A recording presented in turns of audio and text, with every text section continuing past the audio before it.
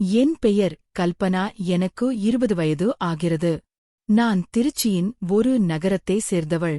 இங்கு நான் என் அம்மாவுடனும் அண்ணாவுடனும் வசிக்கிறேன். என் அண்ணன் பெயர் ராஜா. எந்தவொரு தாயும் தன் மகன் மீது பெருமை கொள்வது போல் என் அம்மாவும் என் அண்ணன் மீது அதிக பெருமை கொண்டிருந்தார். ஆனால் என் அம்மா என் அண்ணனை பற்றி அதிகப்படியான பொய்யான புகழ்ச்சிகளை சொல்வார். நிஜ வாழ்க்கையில் அவர் அவ்வளவு நல்லவர் இல்லே. கோபம் வரும்போது என் அண்ணன் என் அம்மாவிடம் சத்தமாக பேசுவார். மேலும் அவர் என்னை தொடர்ந்து படிக்கவும் விடவில்லை. ஆனால் என் அம்மா அவரிடம் மிகவும் கட்டாயப்படுத்தி கேட்டார். 12ஆம் வகுப்புக்குப் பிறகு ஒரு பெண் வீட்டில் உட்கார்ந்தால் அக்கம் பக்கத்தினர் சிரிப்பார்கள், நிறைய பேசுவார்கள். அவளுடன் படித்த எல்லா பெண்களும் மேலே படித்துக் கொண்டு இருக்கிறார்கள் என்றார். என் அண்ணனை பற்றி அக்கம் பக்கத்தில் உள்ளவர்கள் மரியாதை மட்டும் செய்யவில்லை, அவருக்கு மிகவும் பயந்தார்கள். ஒருமுறை அக்கம் பக்கத்து ஒரு பெண்ணை சில சுற்றித் திரியும் இளைஞர்கள் தொந்தரவு செய்தபோது என் அண்ணன் அவர்களை அடித்து துவைத்து போட்டார். அதனால் முழு பகுதியிலும் என் அண்ணனே எல்லோருக்கும் தெரியும். மேலும் அவரை ஒரு மரியாதைக்குரிய மனிதராகவும் கருதினார்கள். ஆனால் போக போக அவருடைய வருமானம் அதிகரிக்க ஆரம்பித்தபோது என் அண்ணன் சற்று விளையாட்டுத்தனமாக மாறிவிட்டார். அவருக்கு பல கெட்ட பழக்கங்கள் தோற்றிக்கொண்டன. என் அண்ணன் இப்பொழுது சிகரெட்டும் பிடிக்கத் தொடங்கிவிட்டார். அவர் தினமும் இரவு தாமதமாகத்தான் வீட்டிற்கு வருவார். வரும்போது குடித்துவிட்டும் வந்திருப்பார். வேறு என்னவெல்லாம் தவறான காரியங்கள் செய்கிறார் என்று எங்களுக்கு தெரியாது. ஆனாலும் என் அம்மாவுக்கு அதே பழைய எண்ணம் இருந்தது. மகனுக்கு திருமணம் செய்து வைத்தால் அவன் திருந்து விடுவான், சரியாகி விடுவான், பொறுப்புகள் கூடும். மனைவி வீட்டுக்கு வந்துவிட்டால் அவன் வெளியே போவதை குறைத்துக் கொள்வான், மது அருந்துவதையும் விட்டு விடுவான் என்று நினைத்தார். சிறிது நாட்களுக்குப் பிறகு என் அண்ணனுக்கு திருமணம் நடந்தது. எங்கள் அண்ணி காவியா வீட்டிற்குள் வந்தாள். அண்ணி வந்த பிறகு என் அண்ணனிடம் சற்று மாற்றங்கள் தெரிந்தது. ஆனால் என் அண்ணனின் திருமணத்திற்குப் பிறகு ஒரு வித்தியாசமான நிகழ்வு நடக்கத் தொடங்கியது. அதை பார்த்து நான் மிகவும் ஆச்சரியமாகவும் கவலையாகவும் இருந்தேன். என் புதிய அண்ணி எங்களுடன் அதிகம் பேசமாட்டார். அவள் மிகவும் குறைவாக பேசும் சுபாவம் கொண்டவர். அதிகம் பேசும் பெண்கள் எனக்கு சுத்தமாக பிடிக்காது என்று அம்மா சொன்னார். அண்ணி அமைதியாக இருப்பது மட்டுமல்லாமல் எப்போதும் பயத்தோடும் பதட்டத்தோடும் காணப்பட்டார். அண்ணன் அன்னையுடன் சண்டையிடுகிறாரா என்று நான் அம்மாவிடம் கேட்டேன். அப்படியே எல்லாம் இல்லை என்று அம்மா சொன்னார். மாறாக எங்கள் குடும்பத்து ஆண்கள் தங்கள் மனைவிகளை மிகவும் நேசிக்கிறார்கள். மேலும் உன் அண்ணன் உன் அண்ணியின் மீது உண்மையான காதலில் இருக்கிறார். அவருக்கு 12 வயதாக இருந்தபோதே அம்மா எனக்கு திருமணம் செய்துவை என்று திரும்ப கேட்பார். பொறுப்புகள் அவரை முடக்கிவிட்டது இல்லை என்றால் அவர் பெரிய விருப்பமுள்ள தைரியமான இளைஞன். இவ்வளவு நல்ல இளமையான கணவர் கிடைத்ததற்கு உன் அண்ணி சந்தோஷப்பட வேண்டும். என் மகன் மாதிரி நல்லவன் என்ற பகுதியில் வேறு யாரும் இல்லை என்று அம்மா எப்போதும் என் அண்ணனை புகழ ஆரம்பிப்பார். என் அண்ணனை புகழ அவருக்கு ஏதேனும் ஒரு காரணம் தேவைப்பட்டது. ஆனால் என் அண்ணனிடம் ஏதோ கோளாறு இருந்தது. ஒருநாள் அண்ணி என் அண்ணன் அறையின் வெளியே நின்று கொண்டிருந்ததை பார்த்து நான் மிகவும் கவலைப்பட்டேன். பள்ளி சிறுவனை வகுப்பறைக்கு வெளியே நிறுத்தி, இதுதான் உனக்கு தண்டனை, நீ இங்கேயே நிற்க வேண்டும் என்று சொல்வது போல் இருந்தது. அது இரவு நேரம். இந்த நேரத்தில் அண்ணி அண்ணனுடன் அறைக்குள் இருந்திருக்க வேண்டும். அண்ணியின் தலை குனிந்திருந்தது. நான் அண்ணி அருகில் சென்றபோது அவர் என்னை பார்த்து தன் கண்ணீரை துடைத்துக் கொண்டார். அன்று அண்ணி புதிய சூட் அணிந்திருந்தார், குளித்துவிட்டு வந்திருந்தார். அன்றே அவள் மிகவும் அழகாக இருந்தார். இன்று நீங்கள் மிகவும் அழகாக இருக்கிறீர்கள் என்று நான் அண்ணியிடம் சொன்னேன். என் அண்ணி மானரம் கொண்டவர். அவருக்கு நீளமான அடர்த்தியான அழகான கூந்தல் இருந்தது. ஏன் அழுகிறீர்கள், ஏன் அறைக்கு வெளியே நிற்கிறீர்கள் என்று நான் அண்ணியிடம் கேட்டேன். நான் அழவில்லை, என் கண்ணில் ஏதோ விழுந்துவிட்டது, அதனால் கண்ணீர் வருகிறது என்று அண்ணி சொன்னார். அவர் அழுதார் என்று எனக்கு முழு நம்பிக்கை இருந்தது. இவ்வளவு இரவில் ஏன் அறைக்கு வெளியே நிற்கிறீர்கள், அண்ணன் உள்ளே இருக்கிறார், நீங்களும் உள்ளே இருக்க வேண்டும் என்று கேட்டேன். ஒன்றுமில்லை, சும்மா நிற்கிறேன் என்று அண்ணி சொன்னார். அண்ணி உண்மையே சொல்ல விரும்பவில்லை என்று நான் நினைத்தேன். அதனால் அங்கிருந்து சென்று சமையலறையில் சமைக்க ஆரம்பித்தேன். சமையலறையில் இருந்து அண்ணன் அறை தெளிவாக தெரிந்தது. அண்ணி இன்னமும் அங்கேயே நின்று கொண்டிருந்தார். நான் கறி சமைத்து பிறகு ரொட்டி சுட்டு கொஞ்சம் ஸ்வீட் செய்தேன். இவ்வளவு நேரம் வரை அண்ணி அங்கேயே நின்று கொண்டிருந்தாள். அண்ணியின் முதுகு பகுதி என் பக்கமாக இருந்தது. அண்ணி அழுது கொண்டிருந்தாள். அண்ணி ஏன் இப்படி வெளியே நின்று அழுகிறாள் என்று நான் யோசிக்க ஆரம்பித்தேன். ஏனெனில் என் அண்ணன் அறைக்குள் இருந்தார்.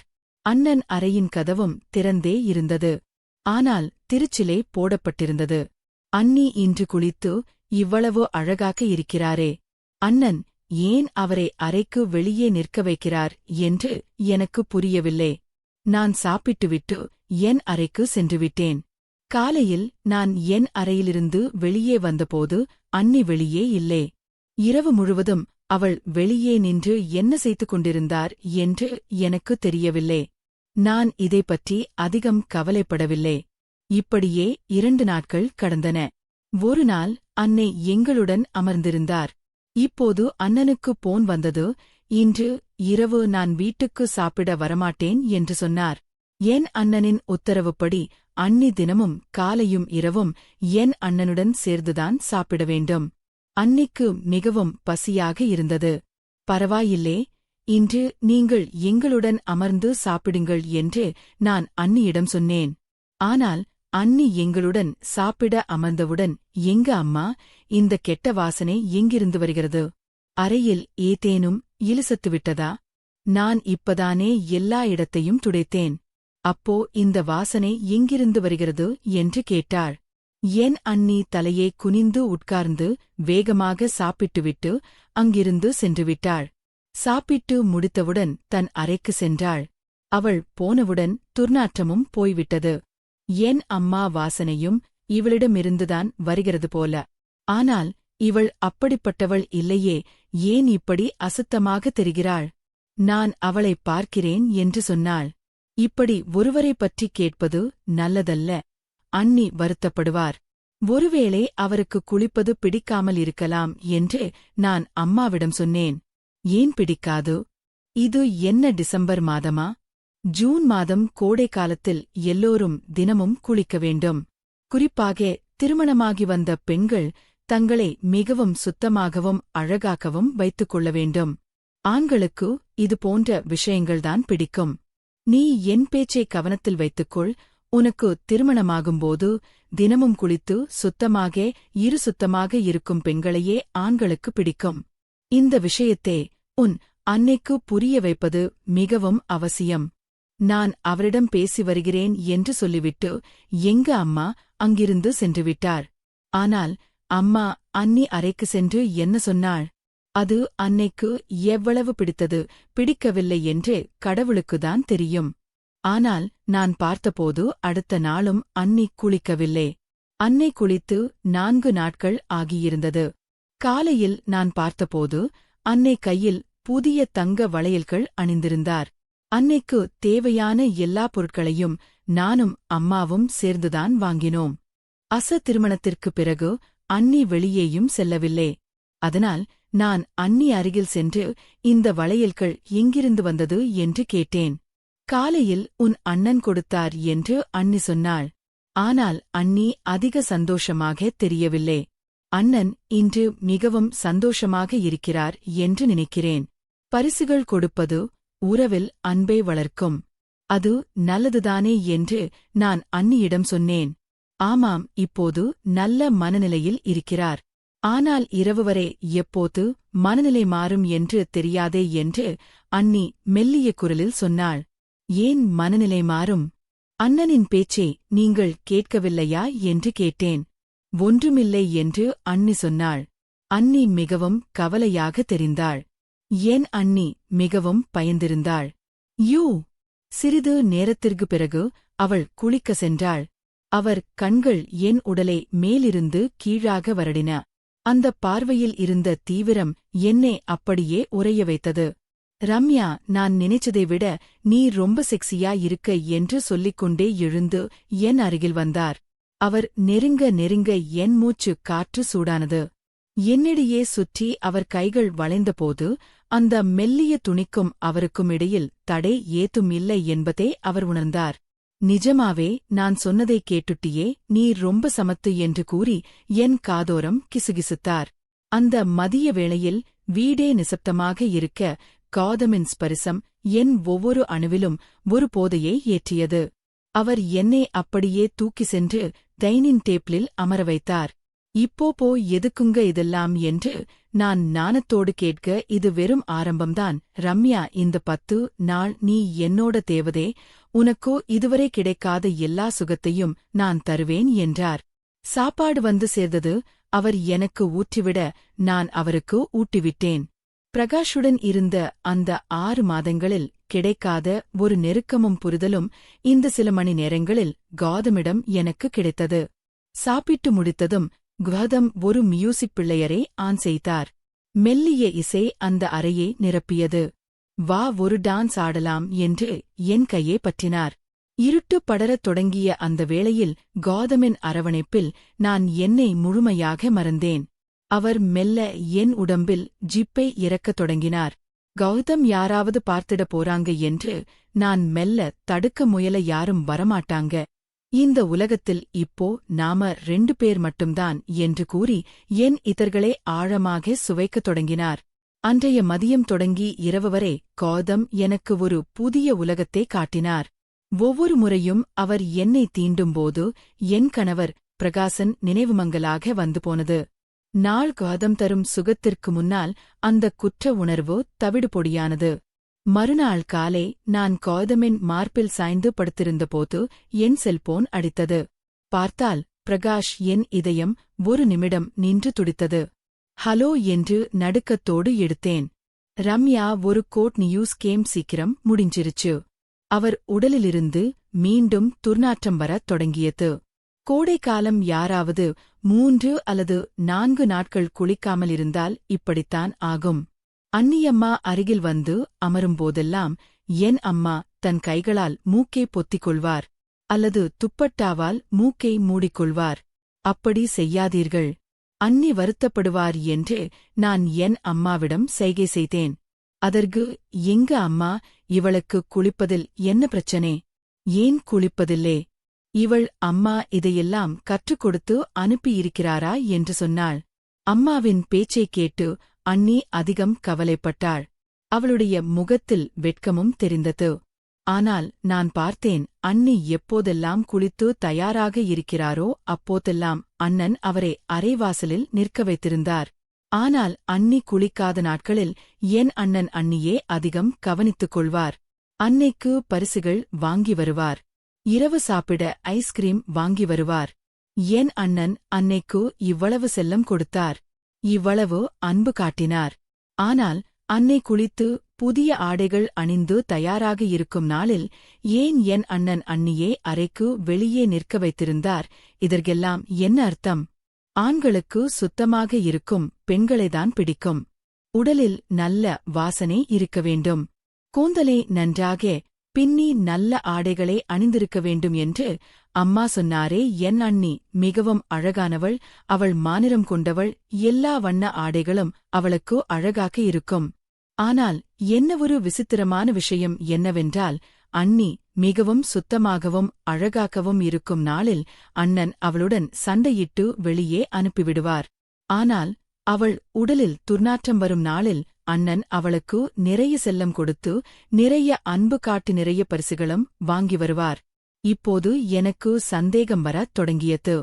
இந்த வீட்டில் என்ன நடக்கிறது என்று நான் கண்டுபிடிக்க வேண்டும். என் அண்ணனுக்கு என்ன கெட்ட வழக்கம்?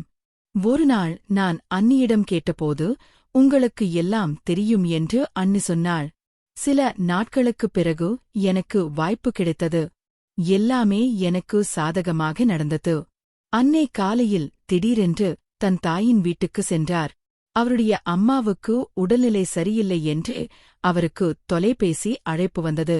எங்க அம்மாவும் வீட்டில் இல்லே, அவர் எங்க அத்தையின் வீட்டுக்கு சென்றிருந்தார். அப்போது அண்ணி எனக்கு போன் செய்து, உங்க அண்ணன் என் போனை எடுக்கவில்லை. அவர் வீட்டிற்கு வந்தவுடன் நான் எங்க அம்மாவின் வீட்டிற்கு சென்றுவிட்டேன். அவருக்கு உடல்நிலை சரியில்லை என்று அவரிடம் சொல்லுங்கள். இல்லையென்றால் உங்கள் அண்ணன் என்னை கடுமையாக திட்டுவார் என்று சொன்னாள். ஏன் திட்டுவார்? அம்மா வீட்டிற்கு போவது ஒன்றும் கெட்ட காரியம் இல்லையே, நீங்கள் போகக்கூடாதா என்று நான் அண்ணியிடம் கேட்டேன். போகலாம், ஆனால் சொல்லாமல் போவது தவறுதானே என்று அண்ணி சொன்னாள். பரவாயில்லை, நான் இருக்கிறேன், நான் சொல்லிவிடுகிறேன். நீங்கள் நிம்மதியாக போங்கள் என்று நான் அண்ணியிடம் சொன்னேன். இந்த அவசரத்தில் அண்ணி தன் அறையே பூட்டவும் மறந்துவிட்டாள். அண்ணி வீட்டை விட்டு வெளியேறியவுடன் என் மனதில் ஒரு திட்டம் தோன்றியது. நான் என்ன செய்ய வேண்டும் என்று நான் முடிவு செய்தேன். என் அண்ணன் வீட்டுக்கு வந்து நேராக தன் அறைக்கு சென்றுவிட்டார். அறைக்கு வெளியே திரைச்சிலை போடப்பட்டிருந்தது. புதிதாக திருமணமானதால் வீட்டில் இளம்பெண் இருக்கிறார். அதனால் கதவு திறந்திருந்தாலும் திரைச்சிலையை இழுத்து விடுங்கள் என்று எங்க அம்மா அண்ணனிடம் சொல்லியிருந்தார். கோடை காலமாக இருந்தாலும் கதவை மூட முடியாது. அதனால் அண்ணனும் அண்ணியும் அறைக்கு வெளியே திரைச்சிலையை போட்டு வைத்திருந்தார்கள். அண்ணன் அறைக்குள்ளே சென்று எனக்கு தண்ணீர் கொண்டு வா என்று சத்தம் போட்டார். நான் சீக்கிரம் குளித்து அன்னையின் ஆடைகளை அணிந்து திருச்சியிலே முன் நின்றேன். என் அண்ணனுக்கு என் கால்கள் மட்டுமே தெரியும் விதத்தில் நான் நின்றேன். நான் சாதாரண பெண் இல்லை. நான் அன்னியின் செருப்புகளையும் அணிந்திருந்தேன். என் நிறமும் அன்னியின் நிறம் போலவே மானரமாக இருந்தது. நான் அறைக்கு வெளியே நின்று கொண்டிருந்தேன். என் அண்ணன் என்னை பார்த்ததும் வித்தியாசமான முறையில் பேசத் தொடங்கினார். முதலில் எனக்கு அண்ணனின் பேச்சுக்கள் புரியவில்லை. ஆனால் மெல்ல மெல்ல அண்ணனின் பேச்சுக்கள் எனக்கு புரிய ஆரம்பித்தபோது என் காலின் கீழே இருந்த பூமி நகர்வது போல் இருந்தது. என் அண்ணன், இன்று மீண்டும் குளித்துவிட்டாயா? மிகவும் சுத்தமாக தெரிந்து கொண்டிருக்கிறாய். நீ குளிக்காவிட்டால் உன் அழகு போய்விடுமா? உன் நிறம் கருப்பாகிவிடுமா? உன் கைகளும் கால்களும் கருப்பாகிவிடுமா? நீ பெரிய பூஜை செய்யும் பெண் அல்லவா? நீ பெரிய நல்ல பெண் அல்லவா? உன்னைவிட நல்ல பெண் இந்த உலகில் இல்லை. அதனால்தான் நீ தினமும் குளிக்கிறாய் என்று சொன்னார். என் அண்ணன் அவ்வாறு சொல்லிவிட்டு ஏதோ ஒரு பொருளை எடுத்து என் கால்களில் எறிந்தார். நீ இப்போது பேய் போல நின்றிருக்கிறாயா என்று நான் உனக்கு உன் தகுதியை காட்டுகிறேன். அடிக்க அடியால்தான் திருத்த முடியும், பேச்சால் அல்ல. அதனால்தான் நான் வருவதற்கு முன்பே குளித்துவிட்டு இங்கு வந்து நிற்கிறாயா? நான் வேண்டாம் என்று சொல்லியும் நீ குளிக்கும் தவறை செய்தாய் என்று நான் உனக்கு நன்றாக புரிய வைக்கிறேன். தினமும் நீ பேச்சைக் கேட்பதற்கு பழகிவிட்டாய் என்று நான் என் கைகளையும் உன்மீது பயன்படுத்திப் பார்க்கிறேன். குளித்த பெண்களை எனக்கு பிடிக்காது என்று நான் உனக்கு சொன்ன பிறகும் ஏன் குளிக்கிறாய் என்று கத்தினார். என் அண்ணன் மிகவும் சுத்தமாகவும் மோசமாகவும் கத்திக் கொண்டிருந்தார். இன்றுதான் எனக்கு புரிந்தது. என் அண்ணி என் தினமும் குளிப்பதில்லை என்று. ஏனெனில் என் அண்ணன் குளிக்க வேண்டாம் என்று கடுமையாக தடுத்தார். மேலும் குளிப்பதற்காக அவருடன் சண்டையிடுவார். ஆனால் அன்னை குளிப்பதால் என் அண்ணனுக்கு என்ன பிரச்சனை என்று எனக்கு புரியவில்லை. என் அண்ணன் மேலும் பல விஷயங்களை சொல்ல ஆரம்பித்தார். நான் உனக்கு ஒரு வேலை செய்ய வேண்டாம் என்று சொன்னேன். ஆனால் நீ இன்னமும் அதையே செய்கிறாய். நீ அடம் பிடிக்கிறாய். நான் உன்மீது கோபப்பட வேண்டும், உன்னை அடிக்க வேண்டும், உதைக்க வேண்டும் என்று நீ விரும்புகிறாயா? சிறிது நேரத்திற்குப் பிறகு என் அண்ணன் மோசமான வார்த்தைகளைப் பயன்படுத்த ஆரம்பித்தார். இனி என்னால் பொறுமையாக இருக்க முடியவில்லை. நான் திருச்சியிலேயே விலக்கி அண்ணன் அறைக்குள் சென்றேன். என் அண்ணன் என்னை பார்த்து மிகவும் அதிர்ச்சியும் குழப்பமும் அடைந்தார். ஆனால் நான் என் அண்ணனை பார்த்தேன். என் அண்ணன் ஏதோ வித்தியாசமான பொருளை சாப்பிட்டு கொடக்கொண்டிருந்தார். அதிலிருந்து மிகவும் கெட்ட துர்நாற்றம் வந்தது. என் அண்ணன் என்னை தன் அறையில் பார்த்துவிட்டு, நீ உன் அண்ணியின் ஆடைகளை அணிந்து இங்கு என்ன செய்கிறாய்? உன் அண்ணி எங்கே என்று கேட்டார். அண்ணி தன் அம்மாவின் வீட்டுக்கு சென்றார் என்று நான் சொன்னேன். நீங்கள் இந்த கெட்ட பொருளை ஏன் சாப்பிடுகிறீர்கள்? இதை சாப்பிடுவது சரியல்ல, இதை நீங்கள் சாப்பிடக்கூடாது என்று நான் அண்ணியிடம் சொன்னேன். என் பேச்சைக் கேட்டு என் அண்ணன் மிகவும் ஆச்சரியப்பட்டு தன் தலையை குனிந்து கொண்டார். நீ என் பேச்சுகளை எல்லாம் கேட்டுவிட்டாயா என்று அவர் என்னிடம் கேட்டார். ஆமாம், எல்லாவற்றையும் கேட்டுவிட்டேன். என்ன விஷயம் இப்போது நீங்கள் என்னிடம் சொல்வீர்களா? ஏன் அன்னையுடன் இப்படி நடந்து கொள்கிறீர்கள்? உங்களுக்கு இவ்வளவு நல்ல மனைவி கிடைத்திருக்கிறார். ஏன் அவரிடம் இப்படி நடந்து கொள்கிறீர்கள்? அன்னை குளித்தால் என்ன ஆகிவிடும்? மேலும் நீங்கள் இங்கே அமர்ந்து இந்த கெட்ட பொருளை ஏன் சாப்பிடுகிறீர்கள்? வீட்டில் இவ்வளவு நல்ல உணவு சமைக்கப்பட்டிருக்கிறதே என்று நான் கேட்டேன். அண்ணி தன் அம்மாவின் வீட்டுக்கு சென்றிருக்கிறார். அவருடைய அம்மாவுக்கு உடல்நிலை சரியில்லை. நீங்கள் வீட்டிற்கு வந்தவுடன் நான் உங்களிடம் சொல்ல வேண்டும் என்று அண்ணி என்னிடம் சொன்னார். ஆனால் அண்ணியுடன் நடக்கும் இந்த சம்பவங்களால் நான் மிகவும் கவலைப்பட்டேன். நீங்கள் அண்ணி குளித்தால் ஏன் இவ்வளவு கோபப்படுகிறீர்கள் என்று நான் பார்க்க வேண்டும் என்று நினைத்தேன். பிறகு எங்க அண்ணன் என்னிடம் எல்லா விஷயங்களையும் சொன்னார். அதை கேட்டு நான் அதிர்ச்சியடைந்தேன். முன்பு நம் வீட்டில் மிகவும் வறுமை இருந்தது. அப்போது உனக்கு 4 வயது. நம் வீட்டில் சாப்பிட 1 ரூபாய் கூட இருக்கவில்லை என்பது உனக்கு ஞாபகம் இருக்காது. நான் எங்கிருந்தோம் 1 ரூபாய் சேகரித்து வந்து உணவு வாங்கி வருவேன். அதை மூவரும் பகிர்ந்து சாப்பிடுவோம். அதற்குப் பிறகு நான் மிகவும் முயற்சி செய்தேன். ஆனால் எனக்கு எங்கும் வேலை கிடைக்கவில்லை. நான் பார்ப்பதற்கு மிகவும் நன்றாக இருப்பேன், ஆனால் எனக்கு எந்த திறமையும் தெரியாது. நான் அதிகம் படிக்கவும் இல்லை. நான் என்ன செய்ய வேண்டும் என்று எனக்கு புரியவில்லை. அப்பாவும் நம்முடன் இந்த உலகில் இல்லை. அதனால் நான் இந்த வறுமையிலிருந்து மிகவும் சோர்வடைந்துவிட்டேன். ஒரு நாள் நான் ஒரு மந்திரவாதியை பார்க்கச் சென்றேன்.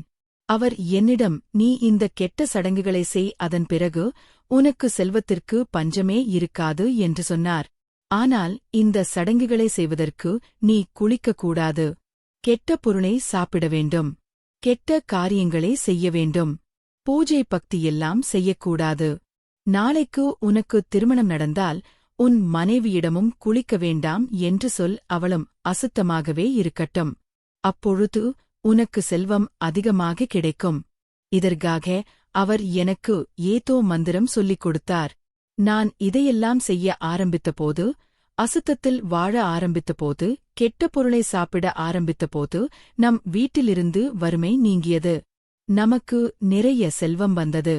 இந்த வீடு இந்த செல்வத்தால் கட்டப்பட்டிருக்கிறது. இன்று என்னால் வாங்க முடியாதது எதுவுமில்லை. இன்றுவரை நான் உனக்கு ஏதாவது இல்லை என்று சொன்னேனா? அல்லது என்னிடம் பணமில்லை என்று சொன்னேனா? அதனால்தான் நான் திருமணம் செய்து கொள்ள விரும்பவில்லை. ஏனெனில் திருமணத்திற்குப் பிறகு எப்படிப்பட்ட மனைவி கிடைப்பாள்? அவள் என் பேச்சை கேட்பாளா இல்லையா என்று நான் நினைத்தேன். அதனால்தான் நான் உன் அண்ணியிடம் அவளும் அசுத்தமாகவே இருக்க வேண்டும் என்று சொல்கிறேன். அவள் 3 அல்லது 4 நாட்களுக்கு மட்டுமே அசுத்தமாக இருக்கிறாள். பிறகு அவளுக்கு என்ன ஆகிறது என்று தெரியவில்லை. அவள், நான் அசுத்தமாக இருக்க முடியாது, நான் பூஜை செய்ய வேண்டும் என்று சொல்கிறாள். அதனால்தான் அவள் குளித்து விடுகிறாள். இதற்காகத்தான் எனக்கும் அவளுக்கும் சண்டை வருகிறது. ஏனெனில் நாம் இப்படி சுத்தமாக இருக்க ஆரம்பித்தால் என்னிடம் செல்வம் வருவது நின்றுவிடும் என்று சொன்னார். அவர் பேச்சைக் கேட்டு நான் என் தலையை பிடித்துக் கொண்டேன். அண்ணா, நீங்கள் என்ன வகையான விஷயங்களில் சிக்கிக் கொண்டீர்கள்? நீங்கள் கடினமாக உழைக்கிறீர்கள். அதனால்தான் உங்களிடம் இவ்வளவு பணம் இருக்கிறது. கடவுள் நம் அனைவருக்கும் உணவு கொடுப்பதாக வாக்களித்துள்ளார். உழைப்பவருக்கு பலன் கட்டாயம் கிடைக்கும். சுத்தம் மிகவும் முக்கியமானது. நீங்கள் மிகவும் தவறு செய்கிறீர்கள். ஒரு நாள் உங்களுக்கு தண்டனை கிடைக்கும். உங்களிடம் உள்ள அனைத்தும் பறிக்கப்பட்டுவிடும். பூண்டிதை செய்வதை நீங்கள் விட்டுவிடுங்கள். இந்த கெட்ட பொருளை சாப்பிடுவதையும் நிறுத்துங்கள் என்று நான் சொன்னேன். நான் அந்த கெட்ட பொருளை எல்லாம் எடுத்து குப்பையில் வீசிவிட்டேன். நான் அண்ணனுக்கு நிறைய புரிய வைத்தேன். என் அண்ணன், நான் இதை செய்வதை விட்டுவிட்டால், நம் வீட்டில் மீண்டும் வறுமை வந்துவிட்டால் உனக்கும் உன் அன்னைக்கும் என்ன ஆகும்? மேலும் அவள் இப்போது தாயாக போகிறாள். காலையில் அவள் என்னிடம் இதை சொன்னாள் என்றார். ஒன்றும் ஆகாது. கடவுள் நம்முடன் இருக்கிறார் என்று நான் சொன்னேன். இன்றும் உன் படிப்பு செலவுகள் இருக்கின்றன. நண்பர்களே, இந்த கதை உங்களுக்கு பிடித்திருந்தால் வீடியோவை லைக் மற்றும் ஷேர் செய்யுங்கள். நமது சேனலை சப்ஸ்கிரைப் செய்து கொள்ளுங்கள். மீண்டும் ஒரு புதிய கதையில் சந்திப்போம். நன்றி.